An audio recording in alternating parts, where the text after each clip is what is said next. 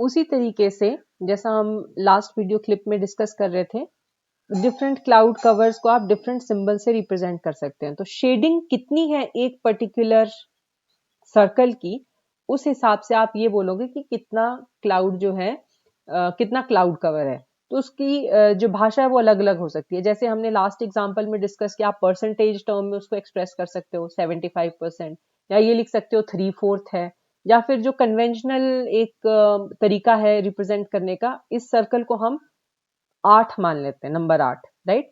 और अगर ये पूरा शेडेड है, ब्लैक है, तो हम बोलेंगे 8/8 ऑफ स्काई कवर्ड, मतलब 8 के 8 हिस्से स्काई के कवर्ड है, मतलब सर्कल को हमने 8 भागों में बांट लिया है, राइट।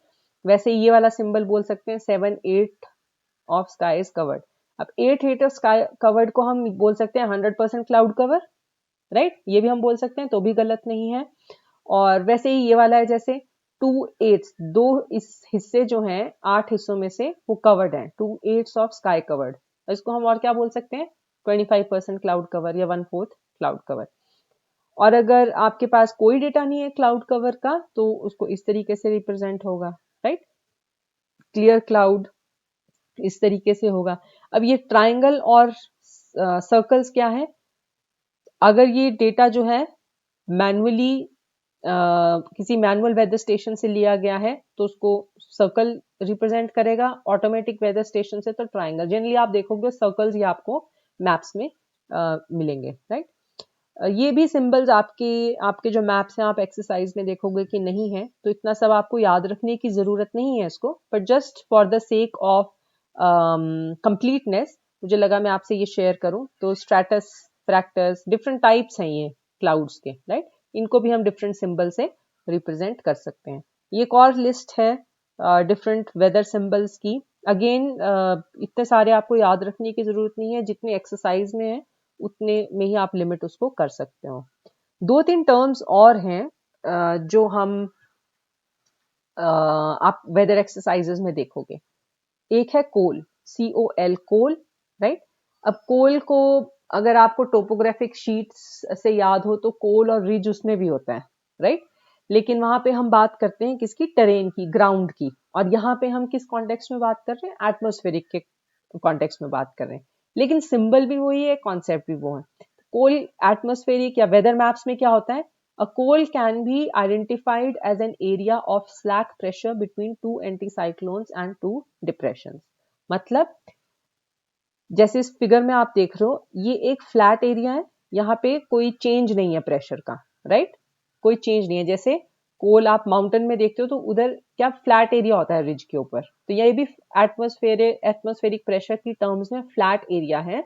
और किन दो रीजन्स के बीच में है, दो लो प्रेशर के सेंटर्स हैं, इधर एंटीसाइक्लोन्स हैं, राइट। उसके बीच में ये रीजन बनते हैं, रीजन बनता है, उसको हम कोल बोल देते हैं, सिंपल एज दैट। तो आपको इस शेप का जो भी दो लो प्रेशर सेंटर के बीच में रीजन दिखेगा, उसको आप कोल इंटरप्रेट करोगे वेदर मैप्स में, राइट। रिज क्या हो गया, रिज हम टोपोग्राफिक मैप्स में क्या एसोसिएट करते हैं रिज में, ये हायर एलिवेशन के एरियाज हैं, राइट। रिज लाइन माउंटेन्स के कॉन्टेक्स्ट में यूज होती है। तो हाई आपको याद रखना है, जो दो दो हाई प्रेशर के सेंटर्स हैं यहाँ पे, उसके बीच का जो एरिया है यहाँ पे, उसको हम रिज बोल देंगे, राइट, उसको हम रिज बोल देंगे। तो ये भी आपको इंटरप्रिटेशन में आपकी एक्सरसाइजेज में एक हिस्सा है। और एक टर्म आपको वहां दिखेगी, ट्रफ। अब इस सिंबल से आप देख सकते हो ट्रफ क्या है, लो प्रेशर का सेंटर है, और ये थोड़ा सा एक्सटेंड हो गया है आगे को, राइट, थोड़ा सा एक्सटेंड हो गया। इसको हम क्या बोल देंगे, इसको हम ट्रफ बोल देंगे, राइट, ओके। हाई प्रेशर और लो प्रेशर वैसे तो आप सब जानते हैं, ग्राफिक में आपको दिखाना चाह रही थी कि ये जनरेट कैसे होता है। जो लो प्रेशर है वो जनरली वार्म एयर के साथ एसोसिएट होता है। अब गर्म हवा जो है वो क्या होती है, हल्की होती है, right. So it will rise in the atmosphere, rise करेगी ऊपर, और ये क्या करेगी, डाइवर्ज करेगी, एक्सपैंड करेगी, राइट। इसका एयर फ्लो क्या है, इस प्रेशर के तरफ है, क्योंकि ये राइज कर रही है ऊपर, तो जो हवा ये खींचेगा हवा को अपनी तरफ। और एंटी क्लॉकवाइज इसकी मोशन बन जाएगी, उस जो खींचने के कारण जो मोशन हवा की बनती है एंटी क्लॉकवाइज बन जाती है। तो ये generally centres of low pressure है, इसमें राइज कर रही है हवा ऊपर की तरफ। हाई प्रेशर के सेंटर्स में क्या होता है, जो कोल्ड एयर है वो सिंक करती है टुवर्ड्स द ग्राउंड, और इसमें जो एयर की डायरेक्शन, विंड डायरेक्शन हो जाती है वो क्लॉकवाइज हो जाती है, राइट। ओके, सो इस तरीके के मैप्स आप देखोगे आपकी एक्सरसाइजेज में हैं। तो इसमें आपको क्या क्या इंटरप्रेट करना है, राइट हैंड कॉर्नर पे ऊपर आपको बताएगा ये कि इंडिया का मैप है, ऑफ कोर्स आपको मैप देख के भी पता चल जाएगा, राइट। वेदर मैप है, कौन से दिन का है, कौन से टाइम का है, राइट। सुबह 8:30 बजे का ये मैप है, और इसमें मैंने की अटैच की हुई है ताकि आपको समझने में आसानी हो इस एग्जाम्पल को। अब इसमें क्या क्या मुझे दिख रहा है, आइसोबार्स दिख रही हैं, ठीक है। आइसोबार्स में नंबर है, नंबर हमने बोला था कि ये एमबी में है, मिलीबार्स में है। आई थिंक आपके कुछ एक्सरसाइजेज में डिफरेंट यूनिट भी यूज की गई है, तो आपको ध्यान देना है कि कौन सा एमबी है या कौन सा पास्कल है, राइट। वो आपको नंबर देख के पता चल जाएगा। तो ये एमबी है, 4 नंबर्स जो हैं जनरली एमबी मिलीबार्स रिप्रेजेंट करते हैं। तो 1010 1008, तो ये कम है, तो इस तरफ क्या है आपका प्रेशर डिक्रीज हो रहा है। और ये क्या है, बहुत वाइडली स्पेस्ड हैं, काफी दूर दूर हैं, राइट। तो इसका मतलब बहुत ज्यादा एटमॉस्फेरिक ग्रेडियंट नहीं है, बहुत ज्यादा तेज विंड कंडीशंस नहीं है, सो टू से, ओके।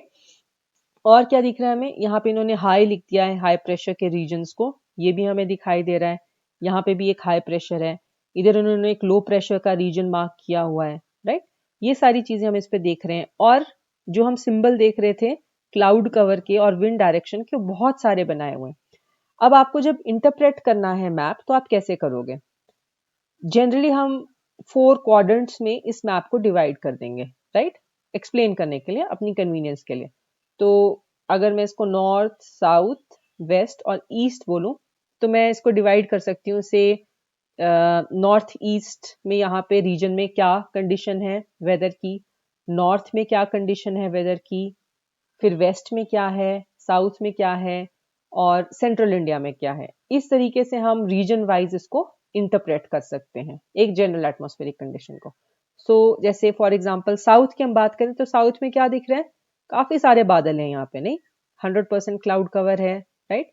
तो 100% से लेकर के रेंज अगर मैं देना चाहूँ तो 50% मिनिमम है, ऑलमोस्ट, राइट, 50%। तो 100 to 50% जो है आपका क्लाउड कवर यहाँ पे है। और ओवरकास्ट स्काई भी हम बोल देते हैं, completely overcast sky to 50% cloud cover, और 8/8 of sky cover to 4/8 of cloud cover in southern India. एक चीज तो वो हो गई क्लियर हमारी। अब विंड डायरेक्शन आप कैसे निकालोगे, हमको ये फेदर सिंबल देखना है। तो हमने क्या डिस्कस किया था कि जो इसके जो हॉरिजॉन्टल लाइंस हैं वो हमें बता रही है, ये वाला हिस्सा हमें बता रहा है कि किस डायरेक्शन से हवा चल रही है। तो अगर मैं इसको मानूं तो ये हो जाएगा साउथ साउथ ईस्ट, राइट। लेकिन हमें क्या करना है, हमें रिजल्टेंट वेक्टर लेना है, मतलब सारे के सारे सिंबल्स को हम कंसिडर करेंगे, और एक जो ओवरऑल ट्रेंड है, मैक्सिमम सिंबल किस तरफ से आ रहे हैं, किस तरफ को जा रहे हैं, वो हम डायरेक्शन बोलेंगे इसमें, राइट। तो जैसे ये वाले सिंबल्स ऑलमोस्ट सेम डायरेक्शन में फ्रॉम नॉर्थ वेस्ट, तो जो मेजॉरिटी है हवा का, जो मेजर फ्लो है वो नॉर्थ वेस्ट से आ रहा है, राइट। अगर हम सदर्न पेनिनसुलर इंडिया की बात करें, ये हवा का ट्रेंड जो है ये अरेबियन सी में भी कंटिन्यू कर रहा है। सो नॉर्थ वेस्ट है आपका एयर फ्लो डायरेक्शन। यहाँ पे एक और चीज हमने इंटरप्रेट कर ली इससे, राइट। और इसमें क्या दिख रहा है आपको, बीच में लो प्रेशर का सेंटर भी है। एक तो इन्होंने एल लिखा है, और अगर एल नहीं भी लिखा होता तो आप आइसोबार्स को स्टडी करके समझ सकते थे कि ये लो प्रेशर का सेंटर है, 996 1000, राइट, बाहर की तरफ ये बढ़ रहा है, तो ये लो प्रेशर का सेंटर है यहाँ पर। और इसमें एक डिफरेंट चीज आपको क्या दिखेगी, यहाँ पर जनरली अगर आपको नंबर दिया हो तो हमने उसको बोला था वो प्रेसिपिटेशन का अमाउंट बताएगा हमें इन लास्ट 6 आवर्स। यहाँ नंबर की जगह सिंबल दे दिया है, एक हॉरिजॉन्टल बार दे दिया है, और उसकी की भी दे दी है यहाँ पे कि अगर हॉरिजॉन्टल बार है तो वो इतने से इतने सेंटीमीटर रेनफॉल को रिप्रेजेंट करेगी, और अगर वर्टिकल बार है तो इतने से इतने सेंटीमीटर रेनफॉल को रिप्रेजेंट करेगी। जैसे यहाँ पे वर्टिकल बार है ना, तो यहाँ पे इतना रेनफॉल हो रहा है। एक और चीज हमने इंटरप्रेट की इसमें, ये आप देखो एक हॉरिजॉन्टल 8 है, अगर आपको याद है तो ये हेज का सिंबल है, मतलब इन इलाकों में हेज भी है। अगर मैं से बोलूं तो सेंट्रल इंडिया में हेज भी है। तो रीजन वाइज आप इस मैप को इंटरप्रेट कर सकते हो, राइट। ये एक और एग्जांपल है। मैं चाहूंगी कि आप इस वीडियो को पॉज करो और जितना हमने डिस्कस किया है इसे इंटरप्रेट करने की कोशिश करो।